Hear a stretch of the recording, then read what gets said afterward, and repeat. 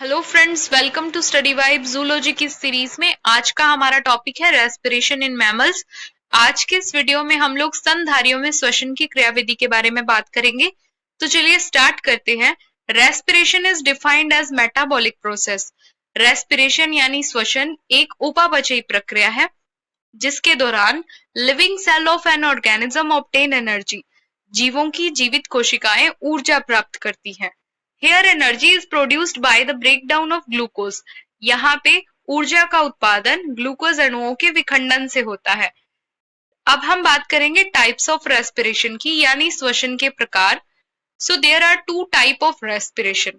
Mainly हम श्वसन के दो प्रकारों की बात करते हैं, जिनमें फर्स्ट है एरोबिक यानी ऑक्सी श्वसन, सेकंड है अनारोबिक यानी कि अनोक्सी श्वसन। Aerobic respiration is a kind of cellular respiration that take place in the presence of oxygen. Oxy श्वसन क्या है? ऑक्सीजन की उपस्थिति में कंप्लीट होने वाला श्वसन ऑक्सी श्वसन कहलाता है, जिसके अंदर ग्लूकोज ऑक्सीजन की उपस्थिति में या प्रेजेंस में कार्बन डाइऑक्साइड, वाटर और ऊर्जा के अणुओं का निर्माण करता है। अब हम बात करेंगे अनारोबिक रेस्पिरेशन की। So it take place in the absence of oxygen to produce energy. अनोक्सी श्वसन के दौरान ऑक्सीजन की अनुपस्थिति पाई जाती है। सो ग्लूकोज क्या करेगा? ऑक्सीजन की एब्सेंस में अल्कोहल, कार्बन डाइऑक्साइड और ऊर्जा का उत्पादन करता है। अब आप नोट में देख सकते हैं, respiration occurs in the cytosol and around the plasma membrane in prokaryotic cell. जब भी हम प्रोकैरियोटिक कोशिकाओं की बात करते हैं तो उनमें जो श्वसन है वो प्लाज्मा मेम्ब्रेन और साइटोसोल में होता है। वहीं अगर मैं बात करूं यूकैरियोटिक कोशिकाओं की, तो उनमें श्वसन मेनली माइटोकॉन्ड्रिया वाले भाग में संपन्न होता है। अब नेक्स्ट हमारा टॉपिक है cellular respiration. So cellular respiration is the process by which organism combine oxygen with food molecule. कोशिकीय श्वसन कोशिका के अंदर संपन्न होता है और इसके दौरान फूड मॉलिक्यूल्स के साथ ऑक्सीजन का संयोजन होता है। It is a catabolic reaction. कोशिकीय श्वसन एक प्रकार की कैटाबोलिक अभिक्रिया है। अब यहाँ पे मैंने जो टर्म यूज किया है कैटाबोलिक, उसका रिलेशन है मेटाबॉलिज्म से। मेटाबॉलिज्म जिसे हम उपापचय कहते हैं, ये दो प्रकार की रिएक्शंस के साथ बना हुआ है। फर्स्ट है कैटाबॉलिज्म, सेकंड है एनाबॉलिज्म। कैटाबॉलिज्म के अंदर हम मेनली मॉलिक्यूल्स का ब्रेकडाउन देखते हैं, ब्रेकडाउन यानी मॉलिक्यूल्स का विखंडन देखते हैं। वही एनाबॉलिज्म के अंदर हम सिंथेसिस की प्रोसेस को इन्वॉल्व करते हैं, यानी कुछ मॉलिक्यूल्स या कुछ पार्टिकल्स इकट्ठा होकर एक मॉलिक्यूल का या फिर एक कंपाउंड का निर्माण करते हैं।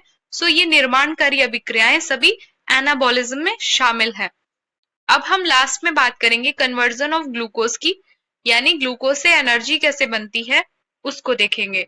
सो ग्लूकोज से एनर्जी बनने के कुछ निम्नलिखित चरण हैं जिसको हम बात करेंगे। फर्स्ट है ग्लाइकोलाइसिस। ग्लाइकोलाइसिस में क्या होता है? ये सबसे पहली बात कि ये सेलुलर रेस्पिरेशन का फर्स्ट स्टेप है।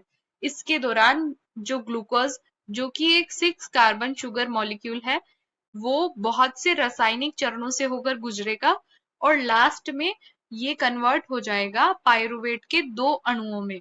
ये है ग्लाइकोलाइसिस। और मेनली जो ग्लाइकोलाइसिस है वो साइटोप्लाज्म में ही संपन्न होता है। अब ये जो ग्लाइकोलाइसिस के दौरान 2 पायरुवेट के अणु बनेंगे, ये नेक्स्ट चले जाते हैं माइटोकॉन्ड्रिया के अंदर। इसमें इस स्टेप को हम बोलते हैं pyruvate oxidation. Pyruvates from glycolysis goes into mitochondrial matrix, यानी ये ग्लाइकोलाइसिस के दौरान बने हुए पायरुवेट आ गए हैं माइटोकॉन्ड्रिया की अधात्री में। यहाँ पे ये कन्वर्ट हो जाएंगे एसिटाइल कोएंजाइम ए में। नेक्स्ट स्टेप में, जिसे हम सिट्रिक एसिड साइकिल कहते हैं, ये एसिटाइल कोएंजाइम ए जो कि एक 4 कार्बन वाले अणुओं के साथ कंबाइन हो जाता है। अब लास्ट में हम बात करते हैं ऑक्सीडेटिव फॉस्फोरिलेशन की। इसमें ऊपर के जो 3 चरण हैं, यानी कि ग्लाइकोलाइसिस वाला, पायरुवेट ऑक्सीडेशन का और सिट्रिक एसिड साइकिल का, इसके दौरान जितने भी NADH और FADH2 के अणु बनते हैं वो सभी अपने इलेक्ट्रॉन डोनेट कर देते हैं इलेक्ट्रॉन ट्रांसपोर्ट चेन को, जिससे क्या होगा? As electron moves down the chain, energy is released.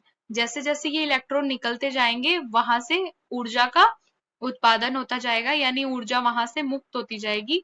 So I hope आपको मेरा वीडियो अच्छा लगा होगा। So please like, share and subscribe and thanks for watching.